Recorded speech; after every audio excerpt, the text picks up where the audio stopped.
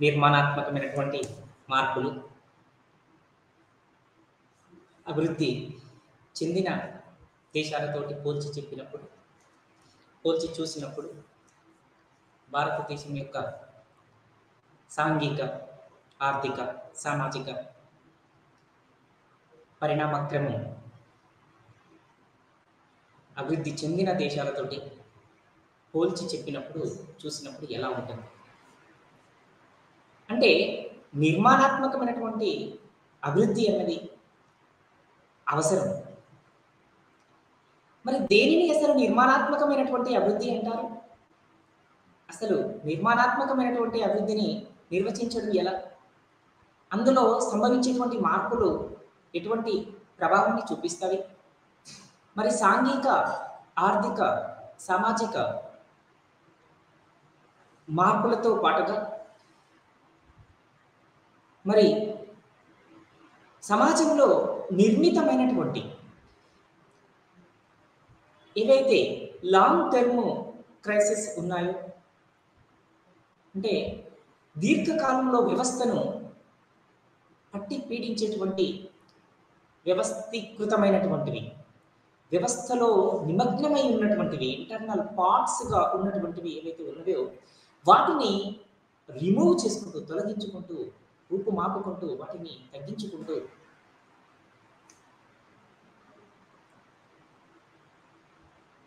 దేశ సౌభాగ్యానికి, ఔన్నత్యానికి దోహదపడే విధంగా ఒక దీర్ఘకాలికమైనటువంటి ప్రణాళికని అవలంబిస్తూ మరి సమాజాభివృద్ధిలో, దేశాభివృద్ధిలో వ్యవసాయ రంగం, పారిశ్రామిక రంగం, సేవల రంగం యొక్క ప్రాధాన్యతలని, ఈ 3 రంగాల మధ్యన ఉన్నటువంటి సంభావ్యతని, సమతుల్యాన్ని కాపాడుతూ మరి ఏ రంగం కూడా, వ్యవసాయ పారిశ్రామిక సేవల రంగాలలో ఏ రంగం కూడా పూర్తిగా వెనుకబాటుతనం లేకుండా మరి 3 రంగాల మధ్యన సమన్వయం చేకూరే విధంగా ప్రభుత్వాలు విధానాలని రూపొందించాలి, విధానాలని అమలుపరచాలి. మరి స్వాతంత్రానికి పూర్వం భారతదేశ ఆర్థిక వ్యవస్థ ఎలా ఉంది? అసలు ఈ నిర్మాణాత్మకమైనటువంటి మార్పులని మరి స్వాతంత్రానికి పూర్వం, స్వాతంత్రం అనంతరం అనేటువంటి అంశాన్ని ఇక్కడ మనం చాలా డీటెయిల్డ్గా చదవాలి, మాట్లాడాలి. అంటే మరి స్వాతంత్రానికి పూర్వం భారతదేశ ఆర్థిక వ్యవస్థ యొక్క స్థితిగతులు ఏంటి? అసలు నిజంగా బ్రిటిష్ వారు మన దేశానికి రావడానికి అసలు మూల కారణం ఏంటి? ఎందుకు ఇక్కడికి వ్యాపారం పేరుతోటి అడుగు పెట్టవలసినటువంటి అవసరం మరి వారికి వచ్చింది? అంటే ఇక్కడ చిన్న తరహా కుటీర పరిశ్రమలు, మధ్య తరహా పరిశ్రమలు, చేతి వృత్తులు, గ్రామీణ కుల వృత్తులు ఒక పటిష్టవంతమైనటువంటి, ఒక దీర్ఘకాలికమైనటువంటి ఒక వ్యూహాన్ని రచించే విధంగా, లిఖించే విధంగా మరి ఒక పటిష్టవంతమైనటువంటి, సమర్థవంతమైనటువంటి గ్రామీణ ఆర్థిక వ్యవస్థ ఇక్కడ సంతరించుకుంది. కాబట్టి ఇక ప్రతి వ్యక్తి కూడా ఏదో ఒక ఉత్పత్తి యాక్టివిటీలో, ఏదో ఒక ఉత్పత్తి కార్యకలాపంలో ఇక్కడ మునిగి తేలుతుండేవాడు.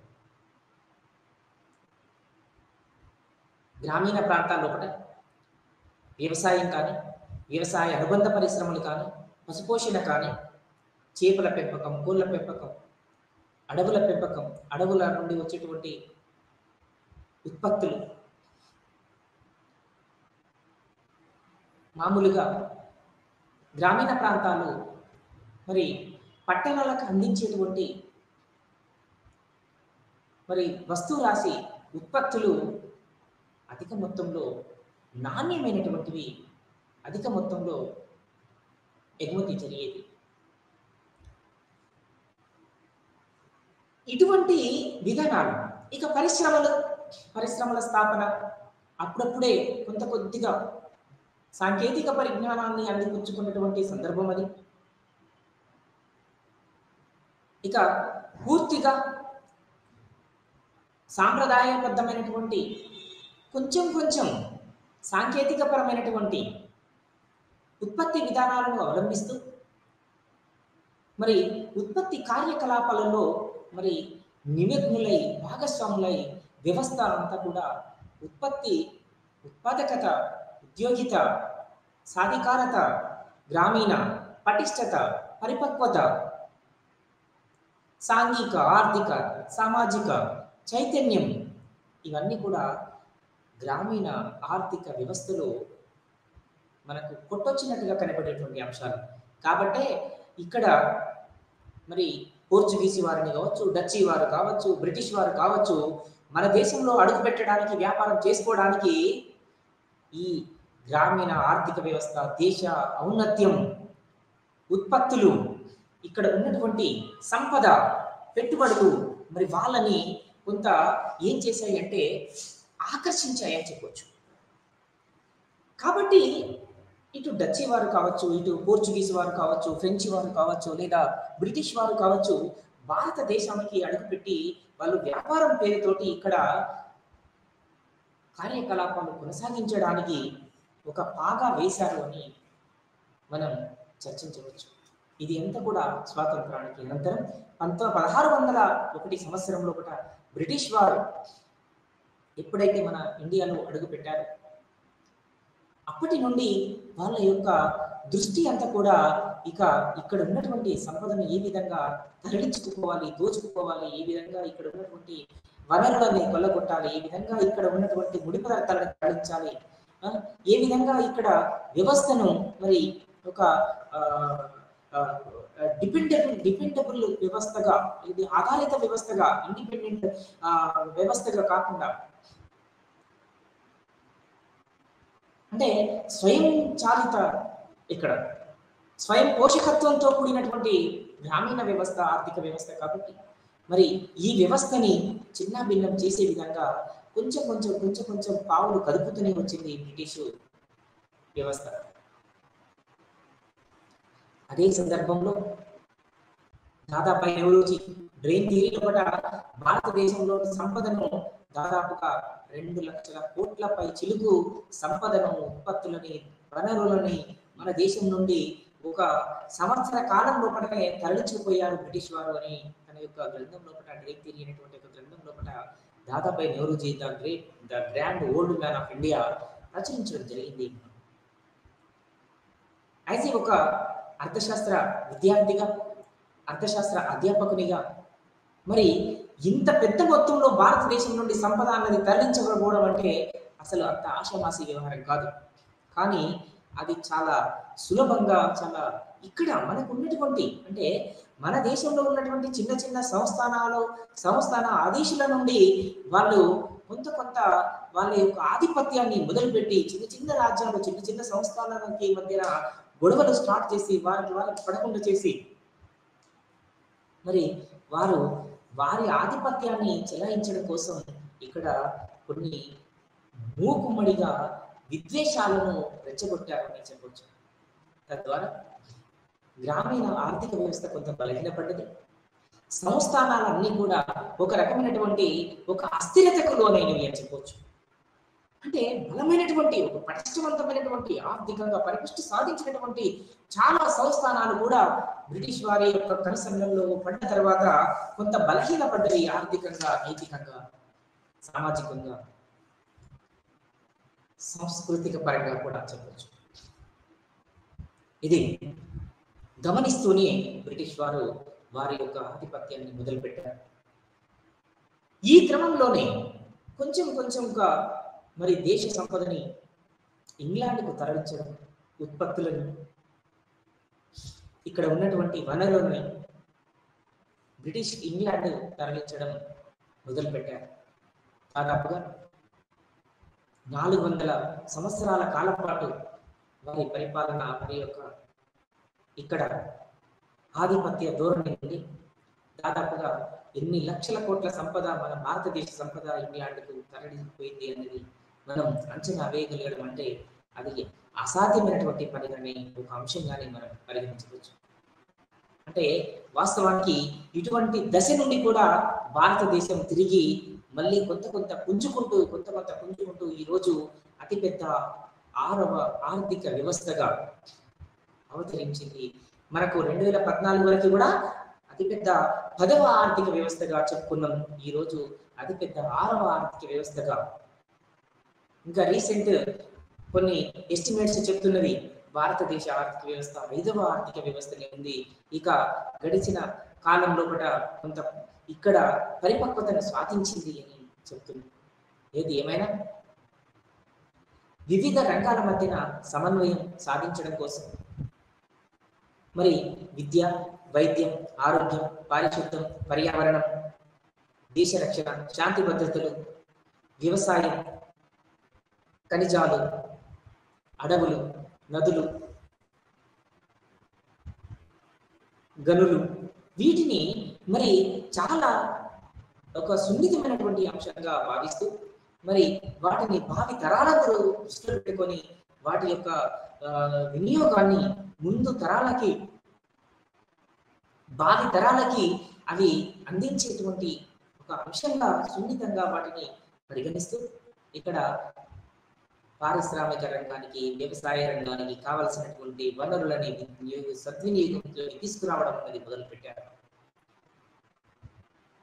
దాదాపుగా 1950-51 కాలంలో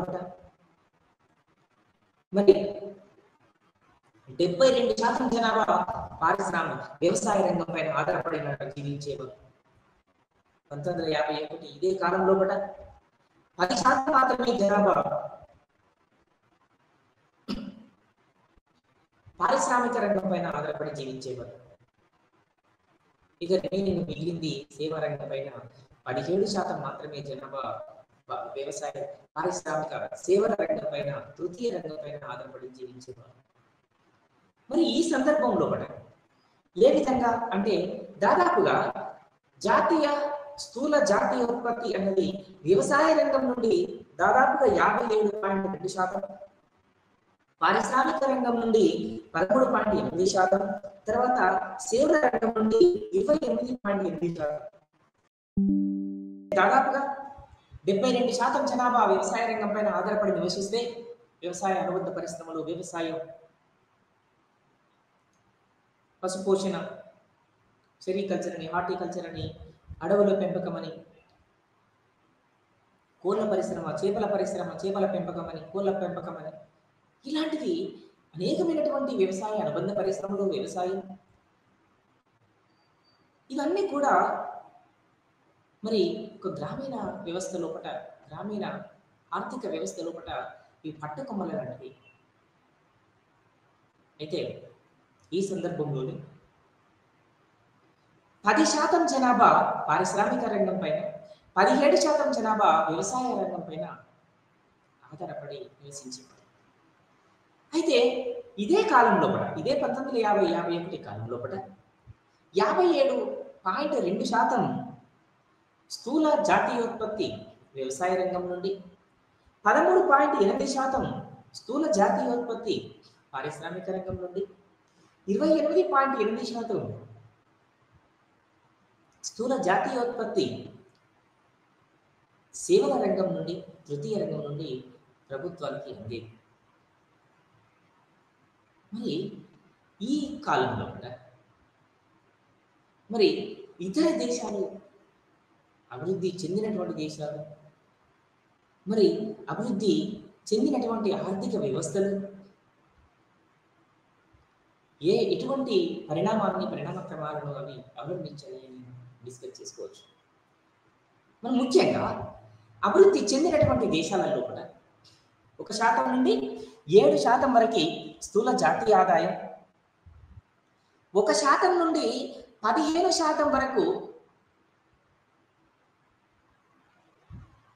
వ్యవసాయం పైన ఆధారపడినటువంటి జనాభా.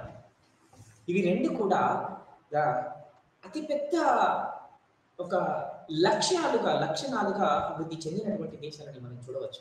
అంటే ఇక్కడ ఏం మనం డిస్కస్ చేస్తున్నాం, మనం ఏం అర్థం చేసుకోవాలి ఇక్కడ అంటే జనరల్గా ఇప్పుడు మనం ఎట్లా అంటే వ్యవసాయ రంగం పైన 1 నుండి 7% జాతీయ ఆదాయం, వ్యవసాయ రంగం పైన 1 నుండి 15% జనాభా ఆధారపడినప్పుడు మరి మిగిలిన వాళ్ళు 85% people, the remaining 93% GDP came from agriculture sector, received from agriculture sector. That is the importance of agriculture sector. So generally the all developed countries implemented and followed the productive process is advanced techniques. అంటే ఎందుకోసం ఇక్కడ అంటే సాంకేతిక పరిజ్ఞానాన్ని, సాంకేతిక పురోభివృద్ధిని వాళ్ళు అందిపుచ్చుకొని మరి ఉత్పత్తి కార్యక్రమాలు నిర్వహిస్తూ మరి ఉత్పత్తితో పాటుగా ఉద్యోగితను, ఆదాయ స్థాయిలను, సామాజిక, ఆర్థిక స్థితిగతులను చాలా అడ్వాన్స్గా ఇక్కడ చెప్పుకోవచ్చు అభివృద్ధి చెందిన దేశాలలో. కానీ మరి మన లాంటి దేశమైనటువంటి మన దేశమే కావచ్చు, ఇతర దేశాలైనటువంటి అభివృద్ధి చెందినటువంటి దేశాలు కావచ్చు, ఉదాహరణకి శ్రీలంక కావచ్చు, లేదా బంగ్లాదేశ్ కావచ్చు, నేపాల్ కావచ్చు, భూటాన్ కావచ్చు, ఇవన్నీ కూడా అంటే మరి ఈ దేశాలలో కూడా ఎక్కువగా మరి వ్యవసాయ రంగం పైన ఆధారపడిన జనాభా ఎక్కువగా ఉంటుంది. అంతేకాకుండా వ్యవసాయ రంగం నుండి వచ్చేటువంటి జాతీయ ఆదాయం కూడా అధికంగా ఉంటుంది. ఒక మాటలో చెప్పాలి అంటే 2020-21 కాలానికి దాదాపుగా వ్యవసాయ రంగం నుండి 18%, పారిశ్రామిక రంగం నుండి 28%, సేవల రంగం నుండి 56%,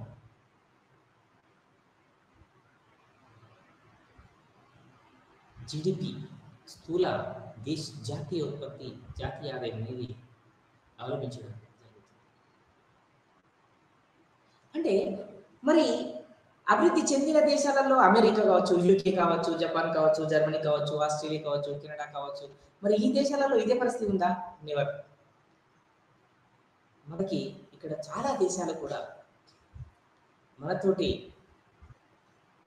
సత్సంబంధాలు కొనసాగించినటువంటి చాలా దేశాలు కూడా ప్రపంచంలో ఉన్నటువంటి ప్రాపంచిక పోకడలను, ప్రైవేటీకరణ యొక్క ఫలితాలను ప్రతి దేశం కూడా అవలంబిస్తూనే వస్తుంది.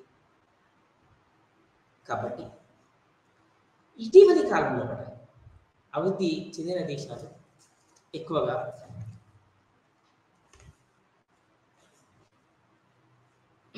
సాంకేతిక పరిజ్ఞానాన్ని అందిపుచ్చుకొని, అంటే ఇక్కడ మనం ఒక విషయాన్ని గుర్తుపెట్టుకోవాలి. ఏంటి అంటే ఇక్కడ మనం కంపారిటివ్ ప్రొఫైల్ లోపల మనం ఎట్లా అభివృద్ధి చెందిన దేశాలను, అభివృద్ధి చెందుతున్న దేశాలను, మరి భారతదేశాన్ని, మరి అభివృద్ధి చెందిన దేశాలను ఏ విధంగా మనం కంపేర్ చేస్తున్నాం అన్నప్పుడు దాదాపుగా అభివృద్ధి చెందిన దేశాలన్నీ కూడా మరి పూర్తి అక్షరాస్యతను సాధించినవి,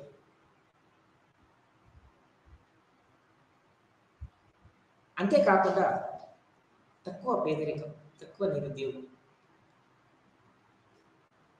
అధిక మూలధనం, ఇవి అక్కడ ఉన్నటువంటి ముఖ్యమైనటువంటి అంశాలు. మరి మనలాంటి అభివృద్ధి చెందిన దేశంలో అయినా, మన దేశంలో అయినా పరిస్థితులు ఎలా ఉన్నాయి? మరి అభివృద్ధి చెందిన దేశాలలో ఎలా ఉన్నాయి? ఇక్కడ ముఖ్యంగా మనం అంచనా వేసుకోవాల్సింది, ముఖ్యంగా మనం చదువుకోవాల్సింది, మాట్లాడుకోవాల్సింది, డిస్కస్ చేసుకోవాల్సిన అంశం మరి ఈ సందర్భాన్ని దృష్టిలో పెట్టుకొని, అంటే ఎక్కడైతే వ్యవసాయ పారిశ్రామిక సేవల రంగాలకు ప్రాధాన్యత కలుగుతుందో, ఫర్ ఎగ్జాంపుల్ ఇప్పుడు వ్యవసాయ రంగం కావచ్చు, ప్రాథమిక రంగంగా కెనడా కావచ్చు, న్యూజిలాండ్ కావచ్చు, ఆస్ట్రేలియా కావచ్చు, జపాన్ కావచ్చు, తర్వాత ఇండియా కావచ్చు, ముందు చేయవచ్చు. ఆ తర్వాత మరి భారతదేశంలో ముఖ్యంగా ఆలోచించినప్పుడు అభివృద్ధి చెందినటువంటి దేశాలలో కంపేర్ చేసినప్పుడు మరి ఒక్క మాటలో చెప్పాలి అంటే అవస్థాపన సౌకర్యాల యొక్క కల్పన అన్నది, అవస్థాపన పెట్టుబడుల యొక్క ప్రాధాన్యత అన్నది ఈ రెండు దేశాల మధ్యన ఉన్నటువంటి అతిపెద్ద అంతరం అనేటువంటిది గుర్తుపెట్టుకోవాలి. అంతర్జాతీయ వ్యాపారం లోపల మరి వివిధ దేశాలు అవలంబిస్తున్నటువంటి విధానాలు, భారతదేశం ఒక మాటలో చెప్పాలి అంటే 2001 ప్రకారం భారతదేశం యొక్క ఎగుమతుల విలువ ప్రపంచం లోపల, ప్రపంచ ఆర్థిక వ్యవస్థ లోపల ఎగుమతుల యొక్క విలువ ఎంత అంటే 0.7%. 0.7% ఎగుమతుల యొక్క శాతం ప్రపంచ అంతర్జాతీయ వ్యాపారంలో మరి భారతదేశం యొక్క అంతర్జాతీయ వ్యాపారం పర్సంటేజ్ 0.7% శాతం.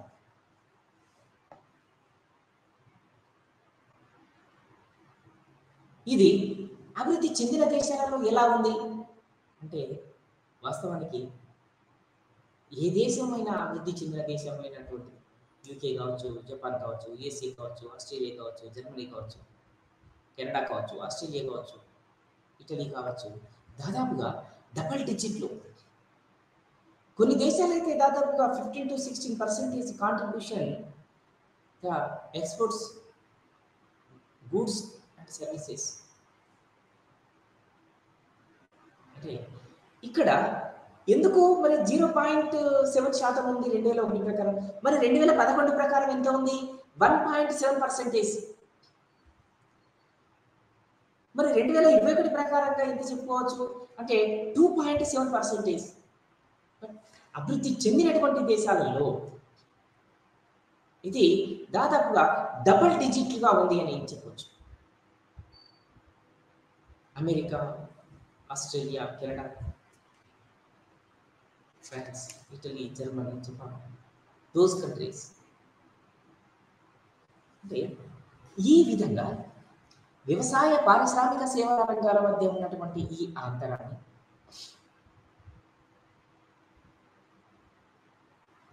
పరిగణలోకి తీసుకున్నప్పుడు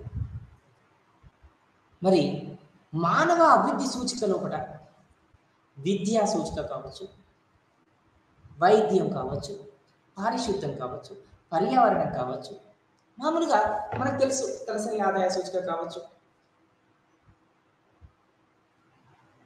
అంటే వీటిని అంచనా వేసేటప్పుడు మామూలుగా human development United Nations development programme వారు ఒక నిర్వచనం ఇచ్చారు. అంటే ఎట్లా అంటే $12,600 కంటే అధిక తలసరి ఆదాయం కలిగినటువంటి దేశాలన్నీ కూడా అభివృద్ధి చెందిన దేశాలు, అధిక ఆదాయ దేశాలు. 1035 తలసరి ఆదాయం తక్కువగా ఉన్నటువంటి, దిగువన ఉన్నటువంటి దేశాలన్నీ కూడా అల్ప ఆదాయ దేశాలు, తక్కువ ఆదాయ దేశాలు, తక్కువ అభివృద్ధి చెందిన దేశాలు. మరి 1035 నుండి 12,600 మధ్యగా ఉన్నటువంటి దేశాలన్నీ కూడా మరి ఏమంటారు? మధ్య ఆదాయ దేశాలుగా పిలవడం జరుగుతుంది. మరి ఈ దేశాలు అన్నీ కూడా మరి ఎక్కువ సాంకేతిక పరిజ్ఞానాన్ని అందిపుచ్చుకోవడం వల్ల అభివృద్ధి చెందినటువంటి దేశాలు ఎక్కువ మూలధనాన్ని తీసుకొస్తున్నాయి. కాబట్టి ఆ దేశాలకి మూలధన సాంద్రత పద్ధతి అనేది చాలా suitable production method, process method. అంటే ఏ దేశాలైతే మూలధన సాంద్రత పద్ధతుల్ని అవలంబిస్తున్నాయో అవి అభివృద్ధి చెందినటువంటి దేశాలుగా మనం పిలవచ్చు. మరి ఏ దేశాలైతే శ్రమ సాంద్రతని తక్కువగా శ్రమ సాంద్రత ఎక్కువగా ఉంది, మరి శ్రమ సాంద్రత ద్వారా ఇక్కడ మనం ఇక్కడ గుర్తుపెట్టుకోవాల్సిన అంశం ఏంటిది అంటే, శ్రమ సాంద్రత పద్ధతిని అవలంబిస్తున్నాము అంటేనే ఆ దేశం అభివృద్ధి చెందుతున్నటువంటి దేశంగా ఇక్కడ మనం కన్సిడర్ చేయవచ్చు. తద్వారా ప్రతి దేశం కూడా ఇటు కొన్ని దేశాలు సమసాంద్రత పద్ధతులను అవలంబిస్తే మరికొన్ని దేశాలు మూలధన సాంద్రత పద్ధతిని అవలంబిస్తున్నవి. మరి సమసాంద్రత పద్ధతులను అవలంబించే దేశాలు ఏంటివి అసలు? శ్రమ సాంద్రత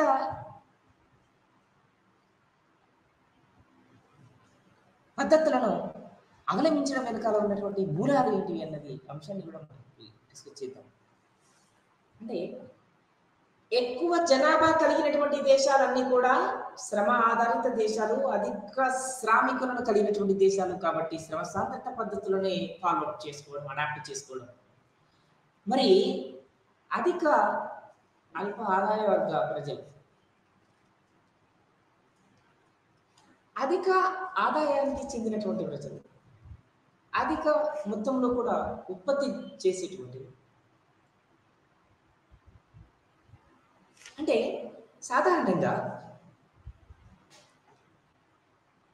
ఎక్కడనైతే జనాభా ఎక్కువగా ఉంటుందో, జనాభా ప్రాతిపాదిక మీద, అధిక జనాభా మీద, అధిక శ్రామికుల యొక్క ఆదాయ సంభావ్యత మీద శ్రమ సాంద్రత పద్ధతులని మనం ఇంప్లిమెంట్ చేయడం. మూలధనం ఎక్కువగా ఉన్నప్పుడు మూలధన సాంద్రత పద్ధతులను ఇంప్లిమెంట్ చేయడం అంటే మిషనరీస్ ద్వారా, యంత్రాలు, యంత్ర పరికరాలు, వీటి ద్వారా. కాబట్టి మన దేశమైనటువంటి ఇండియా కావచ్చు, లేదా అభివృద్ధి దశలో ప్రయాణం చేస్తున్నటువంటి మరికొన్ని దేశాలు కావచ్చు, అంటే ఎప్పుడైతే మూలధన సాంద్రత పద్ధతి అవలంబిస్తుంటామో, మూలధన సాంద్రత పద్ధతిని అవలంబించడం ద్వారా అవస్థాపన సౌకర్యాలను కల్పించుకోవడం, ఎక్కువగా ఉత్పత్తిని తీసుకురావడం. అంటే సాధారణంగా ఈ సాంకేతిక పరిజ్ఞానం అన్నది అడాప్ట్ చేసుకోవడం వల్ల వచ్చేటువంటి కలిగే లాభం ఏంటిది అసలు? అంటే తక్కువ సమయంలో ఎక్కువ ఉత్పత్తిని చేయడం, నాణ్యత కలిగినటువంటి వస్తురాశిని ఉత్పత్తి చేయడం. Science and technology help to quality of goods and services produced with in the less cost of production with short period.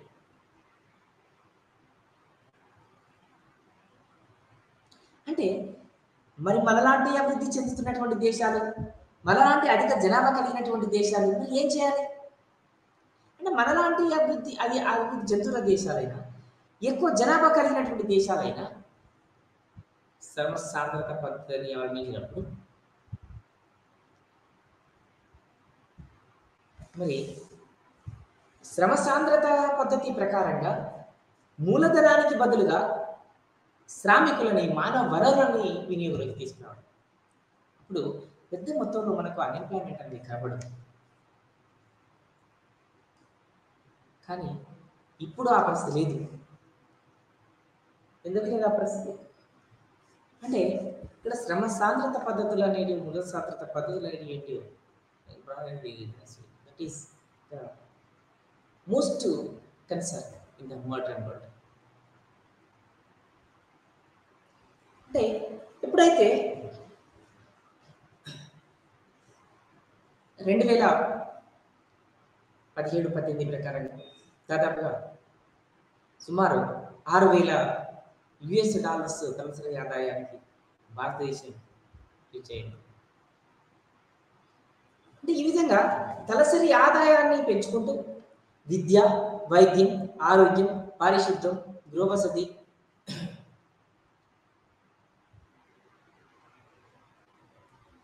వీటిపైన పర్యావరణ పరిరక్షణ కూడా, సుస్థిర అభివృద్ధి కూడా, స్వయం పోషకత్వం కూడా,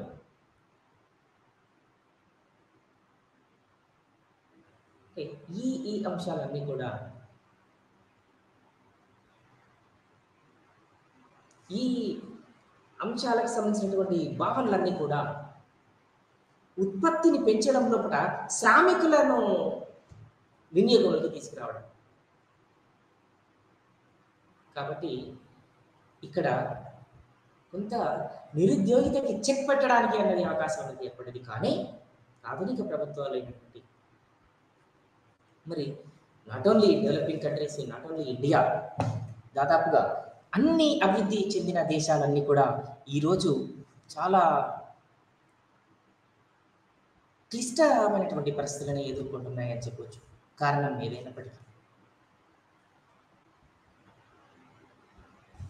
అనేక రకాలుగా మనకంటే ఎక్కువ తలసరి ఆదాయం కలిగినటువంటి దేశాలు,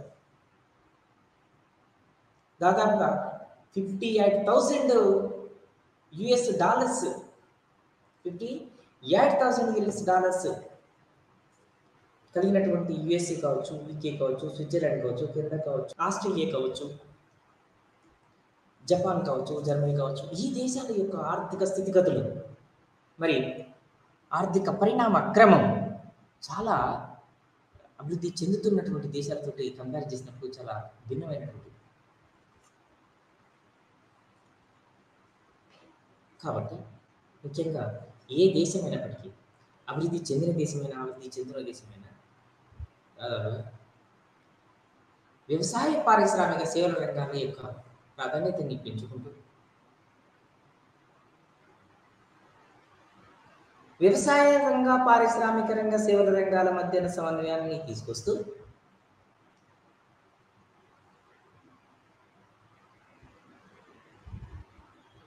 వ్యవసాయ రంగ, పారిశ్రామిక రంగాలకు కావలసినటువంటి అవస్థాపన పెట్టుబడులకు అయ్యేటువంటి వ్యయాన్ని భరించడం అన్నది ఆధునిక ఆర్థిక వ్యవస్థలకి ఒక పెద్ద సమస్యగా ఉంది. కానీ అదే అభివృద్ధి చెందినటువంటి దేశాలలో ఈ సమస్య అవసరం లేదు, ఉండదు. అసలు ఎందుకు ఉండదు అంటే ఆల్రెడీ అభివృద్ధి చెందినటువంటి దేశాలు అంతా అక్కడ అడ్వాన్స్డ్ టెక్నాలజీ ఉంటుంది, ప్రజల యొక్క ఆదాయ స్థాయి కూడా హెచ్చుగా ఉంటుంది, ప్రజల జీవన పరిణామ క్రమం కావచ్చు, జీవన ప్రమాణ స్థాయి కూడా హెచ్చుగా ఉంటుంది. కాబట్టి ఆయా దేశాలు మూలధన సాంద్రత పద్ధతులకి ఎక్కువగా ప్రాధాన్యత ఇస్తుంటారు.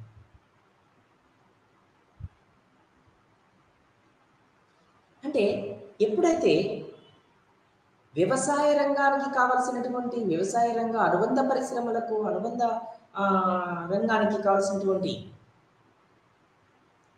అంశాలు ముఖ్యంగా మరి వ్యవసాయ రంగానికి, వ్యవసాయ రంగ అనుబంధ పరిశ్రమలకు కావాల్సినటువంటి పెట్టుబడులు, అవస్థాపన పెట్టుబడులు, రోడ్డు రవాణా, communication, banking, insurance, irrigation, drinking water, electricity, ఇవన్నీ కూడా.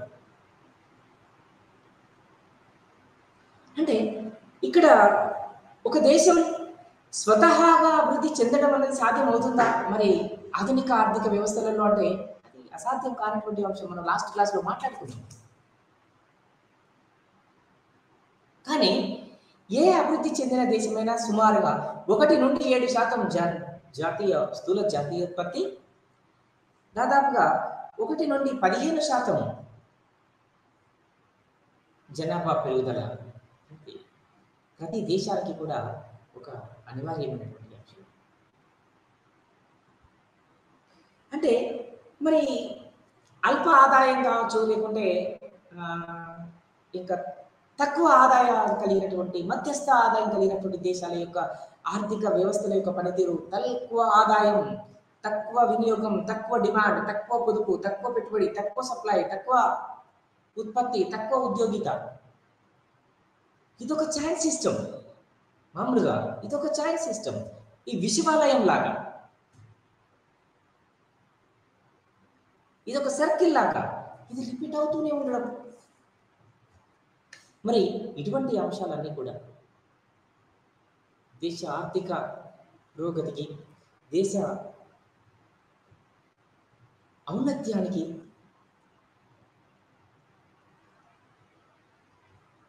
మరి ప్రపంచ దేశాల పోకడని వాస్తవానికి ప్రపంచీకరణ, సరళీకరణ, ప్రైవేటీకరణ వచ్చినప్పుడు దాని రిజల్ట్ పూర్తిగా మనకి ఎట్లా ఉంటుందో తెలియదు.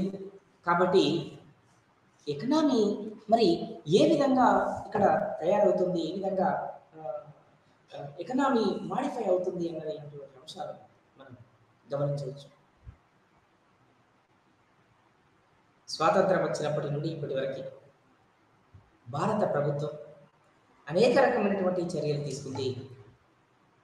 ఎందుకు? నిర్మాణాత్మకమైనటువంటి మార్పులను తీసుకురావడం కోసం.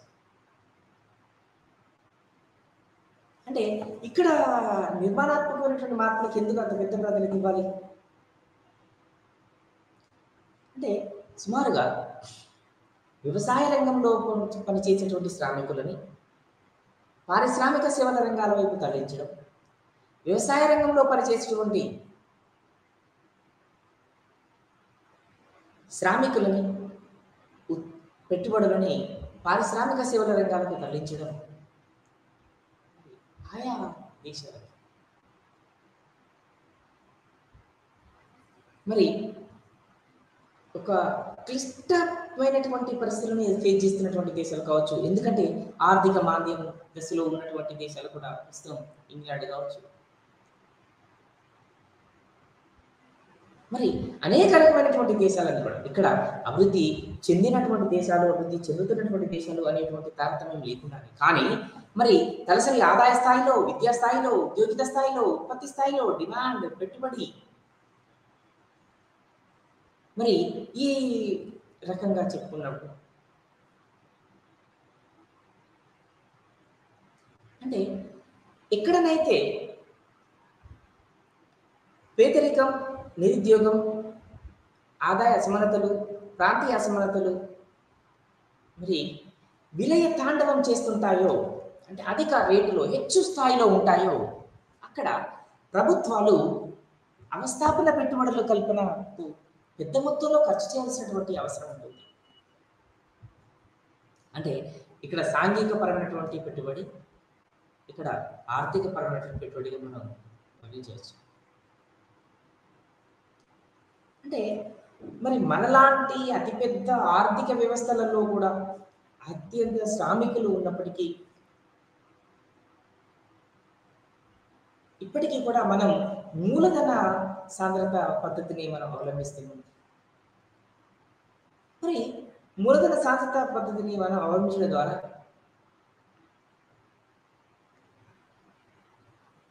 అంటే మరి మూలధన సాంద్రత పద్ధతులను అవలంబించడం ద్వారా కొంత నిరుద్యోగం అన్నది పెరిగేటువంటి ప్రమాదం ఉంది. కాబట్టి శ్రామికులని కూడా ఇన్వాల్వ్ చేయడం అంటే నిరుద్యోగాన్ని నిర్మూలించడానికి, నిరుద్యోగాన్ని తగ్గించడానికి, పేదరికాన్ని తగ్గించడానికి, అసమానతల్ని తగ్గించడానికి ప్రభుత్వాలు కంకణం కట్టుకోవాల్సినటువంటి సందర్భం. కానీ ఇది నిజానికి ప్రాక్టికల్గా ప్రభుత్వాలు విస్మరించాయని చెప్పుకోవాల్సిన సందర్భం కూడా ఉంది. ఎందుకోసం అంటే మరి కొన్ని దేశాలు వ్యవసాయ రంగానికే అధిక ప్రాధాన్యత ఇచ్చి వ్యవసాయ రంగం నుండి పారిశ్రామిక రంగానికి, పారిశ్రామిక రంగం నుండి సేవల రంగానికి మరి నిధులను మళ్లించుకుంటూ వెళ్ళినాయి, మిగులును మళ్లించుకుంటూ వెళ్ళినాయి. ఉదాహరణకి Australia, Canada, New Zealand, Brazil, Japan మొదలైనటువంటి దేశాలు. మరి మనలాంటి అభివృద్ధి చెందుతున్నటువంటి దేశాల పరిస్థితి ఏంటి అంటే ఇక్కడ అది సాధ్యం అయితే లేదు అసలు. అంటే వ్యవసాయ రంగంలో మిగులు అనేది మనం చూసేటువంటి ఇంకా పరిస్థితి మనకు కనబడుతుంది. మరి వ్యవసాయ రంగంలో మిగులు లేకపోవడం వల్ల, వ్యవసాయ రంగంలో మిగులు అనేది తక్కువగా ఉండడం వల్ల ఏమవుతుంది అంటే పారిశ్రామిక రంగాభివృద్ధి, సేవల రంగాభివృద్ధి అనేది కుంటుపడుతుంది. ఇక్కడ అభివృద్ధి చెందినటువంటి దేశాలైనటువంటి USA, UK, Japan, Germany, France, Italy, Canada, Australia కంట్రీస్కి, శ్రీలంక, బంగ్లాదేశ్, ఇండియా,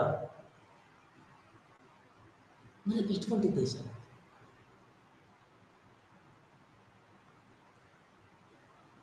మరి పెద్ద మొత్తంలో కూడా. అందుకే ఎకనామిస్టులు చాలా మంది కూడా దీని మీద చాలా రకాలైనటువంటి థీరీస్ ఇంక్లూడ్ చేశారు. ఏంటంటే కొన్ని రంగాల్లో మాత్రమే పెట్టుబడులు పెట్టాలి, అంటే ఆర్థిక వృద్ధిని అలబరేట్ చేయడం కోసం, ఎక్స్టెండ్ చేయడం కోసం కొన్ని రంగాలపైనే పెట్టుబడులు పెట్టాలి. లేదు, ఒకేసారి అన్ని రంగాలపైన పెట్టుబడులు పెట్టాలి. మరి ఒకేసారి అన్ని రంగాలపైన పెట్టుబడులు పెట్టడం అనేది అభివృద్ధి చెందుతున్నటువంటి దేశాలకు సాధ్యమయ్యేటువంటి పనేనా? మళ్ళీ ఇదొక ప్రశ్న. మరి కొన్ని రంగాల వైపునే పెట్టుబడులు పెట్టి కొన్ని రంగాలను అభివృద్ధి చేసినట్లయితే మరి మిగిలిన రంగాల పరిశ్రమల యొక్క పరిస్థితి ఏంది? ఇది రెండో ప్రశ్న. అంటే కొన్ని రంగాలలో పెట్టుబడులు పెట్టడం వల్ల అక్కడ నుండి కొంత ఫ్రూట్స్, కొంత రిజల్ట్స్, కొంత పెట్టుబడులు అనేవి మరి ఏవైతే ఉన్నాయో వెనుకబడినటువంటి రంగాలకి, వెనుకబడినటువంటి పరిశ్రమలకి, వెనుకబడినటువంటి సంస్థలకి మరి మారుతూ ఉంటుంది. దీని ద్వారా ఒక పటిష్టవంతమైనటువంటి అభివృద్ధికి ప్రణాళిక ఏర్పడుతుంది. అందుకే నీతి ఆయోగ్ అవలంబిస్తున్నటువంటి రీసెంట్గా ఈ మధ్య కాలంలో అవలంబిస్తున్నటువంటి తీరు చాలా అభినందనీయమని చెప్పవచ్చు. ఎందుకంటే అసలు ఎక్కడెక్కడనైతే అవస్థాపన పెట్టుబడులు చాలా పూర్ స్టేజ్లో ఉన్నాయో వాళ్ళకు వాళ్ళ ప్రాబ్లం ఎక్స్ప్లెయిన్ చేసేటువంటి అవకాశం అనేది కలిగి ఉండేలా చెయ్యడం. మరి ఇద్దరు కాపాడుతుందంటే లేదని చెప్పండి. అంటే అభివృద్ధి చెందిన దేశాలు, అభివృద్ధి చెందుతున్న దేశాలు అంటే ఒక ఆదాయ పరంగానే మనం ఇక్కడ చూడకూడదు. సాంకేతిక పరిజ్ఞానం లోపల కూడా, సాంకేతిక పరిజ్ఞానాన్ని అందిపుచ్చుకోవడంలో కూడా మరి అడ్వాన్స్ కంట్రీస్గా మనం పిలుస్తున్నాం అభివృద్ధి చెందిన దేశాలు. అంటే ఎక్కడనైతే వ్యవసాయానికి కావాల్సినటువంటి పెట్టుబడులు, వ్యవసాయానికి కావాల్సినటువంటి అవస్థాపన సౌకర్యాలు అల్పస్థాయిలో ఉంటాయో అక్కడ చాలా సమస్యలు ఉండే అవకాశం ఉంటుంది. మరి ఏ దేశమైనా వ్యవసాయ రంగం నుండి అభివృద్ధి అన్నది పారిశ్రామిక రంగం నుండి సేవల రంగానికి తరలిపోవాలి. కానీ మరి ఒకేసారి మరి పారిశ్రామిక సేవల రంగాలకు అభివృద్ధిని తీసుకెళ్ళడం, అభివృద్ధిని మరి మనం మాట్లాడడం ఇంత ఖచ్చితమైనటువంటి అంశం కాదు. అందుకే ఆర్థర్ లీవిస్ కావచ్చు, మనకి కొద్దిమంది ఆర్థిక శాస్త్రవేత్తలు బలంగానే ఒక నిర్ణయాన్ని వెలిగించారు. అంటే ఏ విధంగా అంటే ఎందుకు బలమైనటువంటి నిర్ణయాలను వెలిగించారు అంటే అభివృద్ధి చెందుతున్నటువంటి దేశాల లోపల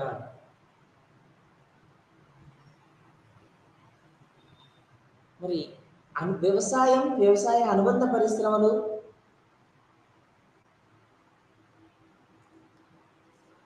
వ్యవసాయ అనుబంధ పరిశ్రమలతో పాటుగా గ్రామీణ చిన్నతర కుటీర పరిశ్రమలు, ఇవన్నీ కూడా అంటే ఇక్కడ మళ్ళీ మనం గ్రామీణ ఆర్థిక వ్యవస్థకి మనం కొంచెం పాలు పంచుకున్నప్పుడు ఈ పెరుగుతున్నటువంటి జనాభా కూడా మళ్ళొక సమస్యగా మారింది అభివృద్ధి చెందుతున్నటువంటి దేశాలకు, మరియు మన అలాంటి అభివృద్ధి చెందుతున్నటువంటి దేశమైన భారతదేశానికి.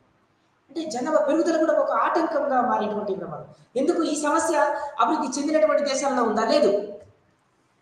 అభివృద్ధి చెందినటువంటి దేశాలలో జనాభా తీరు ఎలా ఉంటుంది అంటే ఎప్పుడు కూడా మన birth rates are equal to death rates. అంటే జనన రేట్ అన్నది ఎప్పుడు కూడా మరణ రేటుకు ఈక్వల్గా ఉంటుంది. కాబట్టి there is no growth rate additional burden. There is what పడు. కానీ అదే మనలాంటి అభివృద్ధి చెందుతున్నటువంటి దేశమైనటువంటి ఇండియా కానీ, లేదా ఇతరత్ర అభివృద్ధి చెందుతున్నటువంటి దేశాల యొక్క పరిస్థితులు, ఆర్థికమైన అంశాలు కూడా ఇక్కడ మనం పరిగణలోకి తీసుకున్నప్పుడు చాలా క్లియర్‌గా మనం మాట్లాడుకోవచ్చు. ఎందుకోసం అంటే అభివృద్ధి చెందుతున్నటువంటి దేశాలతోటి కంపేర్ చేసినప్పుడు దాదాపుగా 2021 వరకు కూడా మనం రెండవ అతిపెద్ద జనాభా దేశంగా మనం ఉండేది. కానీ 2021 తర్వాత మరి మనకంటే ముందున్నటువంటి చైనాని కూడా మనం దాటేసి మనం ఇక్కడ చైనా తోటి కూడా మనం పోటీ పడి చైనా కంటే ఎక్కువగా మరి జనాభాని చైనా కంటే ఎక్కువగా మనం జననాల రేటుని, జనాభా విస్ఫోటనాన్ని చూస్తూ ఉన్నాం.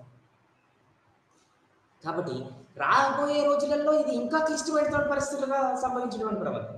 అంటే ఎందుకు సార్ అసలు జనాభా పెరుగుదలకి, ఆర్థిక అభివృద్ధికి, ఆర్థిక వృద్ధికి సంబంధం ఏంటి అంటే ఎస్, ఇక్కడ చాలా దగ్గర సంబంధం ఉంటుంది, అవినాభావ సంబంధం ఉంటుంది.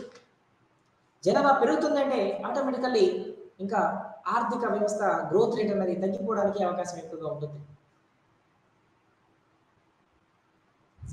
మనకు తెలుసు ఎందుకు ఈ పరిణామం చోటు చేసుకుంది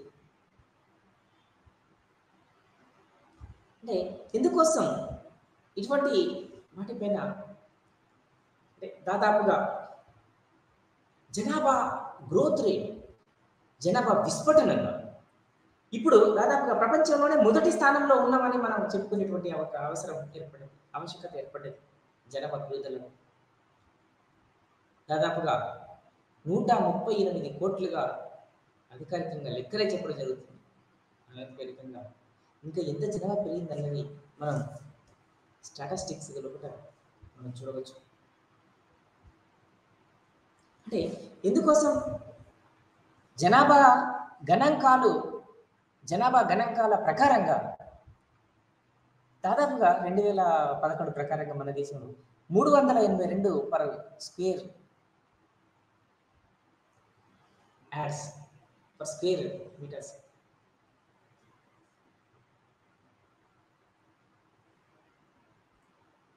అంటే జనసాంద్రత కూడా 382 మంది జనాభా. అదే ఆస్ట్రేలియా పరిస్థితి చూద్దాం ఒకసారి, ఇక్కడ మనం కంపేర్ చేద్దాం.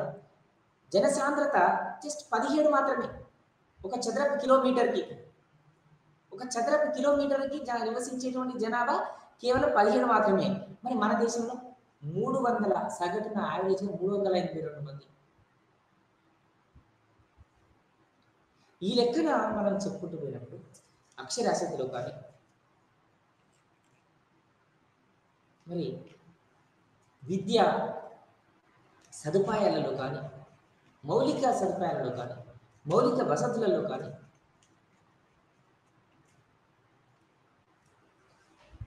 భారతదేశం అభివృద్ధి చెందినటువంటి దేశాలతో కంపేర్ చేసినప్పుడు వెనుకబడి ఉంది అని మనం చెప్పవచ్చు. ఇది ఒక అంశాన్ని, ఒక కారణాన్ని పరిగణలోకి తీసుకొని మనం ఈ ఒపీనియన్కి తీసుకురావడం లేదు. దాదాపుగా అవస్థాపన పెట్టుబడుల స్థాయిలో లేదా విద్య, వైద్యం, తలసరి ఆదాయ స్థాయిలను, ఆయు ప్రమాణ స్థాయిలను పరిగణలోకి తీసుకున్నప్పుడు అటు యుఎన్డిపి ప్రకారంగా, ఇటు తలసరి ఆదాయ సూచిక ప్రకారంగా, మానవ అభివృద్ధి సూచిక ప్రకారంగా, జీవన ప్రమాణ స్థాయి సూచిక ప్రకారంగా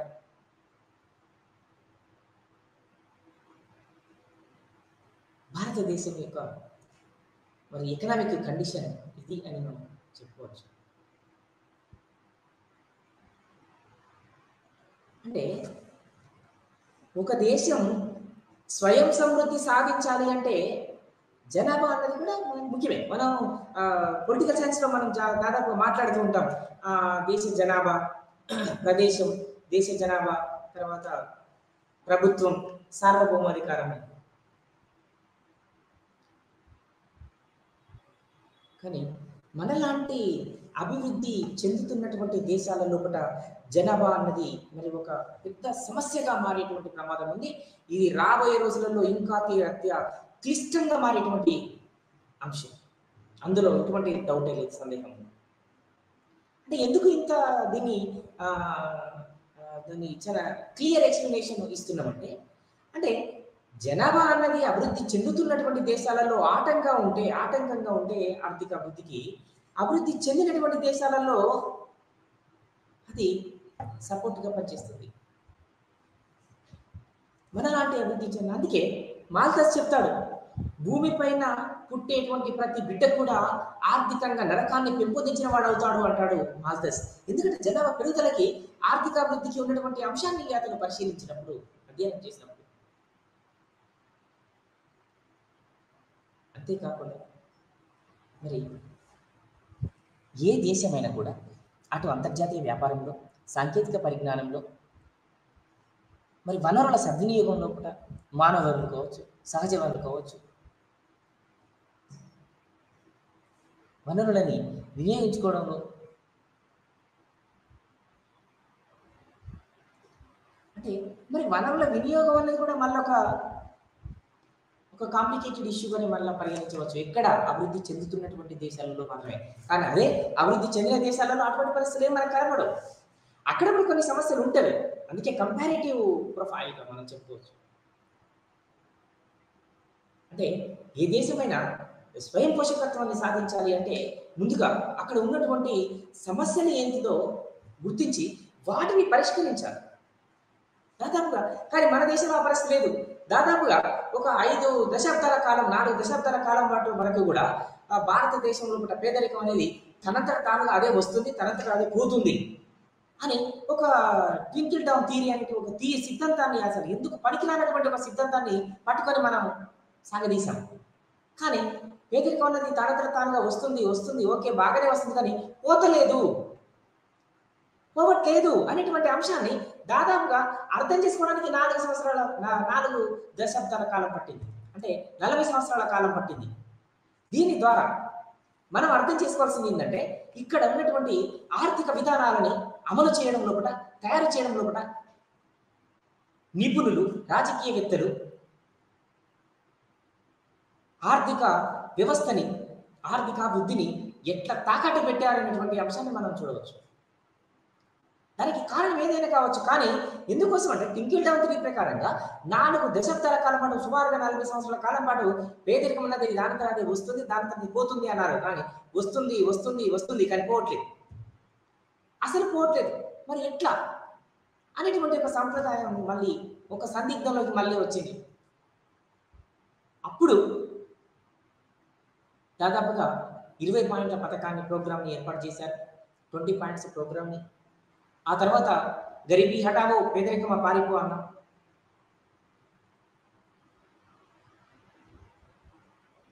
అనేక రకమైనటువంటి పథకాలని మరి ప్రారంభించటం, కనీస అవసరాల పథకాన్ని ప్రారంభించటం. మామూలుగా చెప్పాలి అంటే 100 రోజుల పథకం 2006 ఫిబ్రవరి 2న ప్రభుత్వం చేపట్టినటువంటి మహాత్మా గాంధీ జాతీయ గ్రామీణ ఉపాధి పథకం, Mahatma Gandhi national rural employment guarantee programme. ఈ ప్రోగ్రాం పథకం ప్రకారంగా ప్రతి గ్రామంలో కూడా 100 రోజుల పని కల్పించాలి, ప్రతి కూలీ అతనికి, ప్రతి శ్రామికుడు కూడా 100 రూపాయల వేతనం అందించాలి అని. అంటే అసలు ఉత్పత్తికి సహకరించే విధంగా, ఉత్పత్తిని పెంచే విధంగా శ్రామికులను సద్వినియోగం చేసుకున్నామా అనేటువంటి ప్రశ్నలను కూడా మళ్ళీ మనకు తలెత్తక మానదు. అంటే ఇన్ని సమస్యలు ఉన్నటువంటి సందర్భంలో అభివృద్ధి చెందుతున్నటువంటి దేశాలు త్వరితగతిన స్వయం సమృద్ధిని సాధించాలి అంటే, త్వరితగతిన ఆర్థికాభివృద్ధిని సాధించాలి అంటే అనేకమైనటువంటి సవాళ్ళను ఛేదించవలసినటువంటి అవసరం ఉంది. అనేకమైనటువంటి సమస్యలను అవి పరిష్కరించుకోవాల్సినటువంటి అవసరం ఉంది. ఇంకా మన దేశంలో అయితే ఇంకా ఇన్ని అని కాదు, చాలా సమస్యలు. కాబట్టి ఇక్కడ ఇక్కడ ఎందుకు ఇటువంటి విధానాలను మరి అవలంబిస్తుంది ప్రభుత్వం, అవలంబించింది ప్రభుత్వం? మరి వీటి యొక్క పరిస్థితి ఇలానే ఇంకా కొనసాగితే మరి రాబోయేటువంటి రోజులలో ఇంకా ఇటు జనాభా పెరుగుదలతో పాటు అటు పేదరికంతో పాటు దాదాపుగా ఇప్పటికీ కూడా 25% జనాభా 21% population under below poverty line. Government చెప్తుంది సుమారుగా 17.6% ఉండొచ్చు అని. కానీ అదే నీతి ఆయోగ్ కానీ అదే ఇతరత్ర రిజర్వ్ బ్యాంక్ ఆఫ్ ఇండియా కావచ్చు, ఇతరత్ర సంస్థల యొక్క లెక్కల ప్రకారంగా దాదాపుగా 21-22% జనాభా పేదరిక రేఖకు దిగువన జీవిస్తున్నారు ఇప్పటికీ కూడా అనేటువంటి అంశాలు ఉన్నాయి. అంటే ఎందుకోసం ఇక్కడ మనం ఇటువంటి అంశాలని మనం ఫేస్ చేస్తున్నాం? ప్రభుత్వాలు కొంత విచక్షణ కలిగి ఉన్నాయి. ప్రభుత్వాలు కొంత దీర్ఘకాలికమైనటువంటి ఒక ఆలోచన విధానాన్ని అవలంబించడం, ప్రభుత్వాలు ముందు చూపుతో పనిచేయడం, ప్రభుత్వాలు దేశ ఔన్నత్యాన్ని, దేశ భద్రతని, దేశ పురోభివృద్ధిని కోరుకోవడం అవసరం. అలా ప్రభుత్వాల యొక్క ఆశయం, లక్ష్యం ఒకటైనప్పుడు మరి ప్రజా అవసరాలు తీర్చేటువంటి సందర్భంలో కూడా ప్రభుత్వం మంచి పాత్రని, మంచి రోల్ ప్లే చేస్తుంది అని మనం చెప్పుకోవచ్చు. ఇదే సమయంలో మనలాంటి అభివృద్ధి చెందుతున్నటువంటి దేశాలు అభివృద్ధి చెందిన దేశంగా ఇంకా ఎన్నడూ చెప్పుకోవాలి. దాదాపుగా 75 సంవత్సరాలు గడిచిపోయినటువంటి సందర్భం. ఇదంతా కూడా ప్రభుత్వాలు అవి తీసుకునేటువంటి నిర్ణయాల అమలు విధానాలు వాటిపైనే ఎక్కువగా ఆధారపడి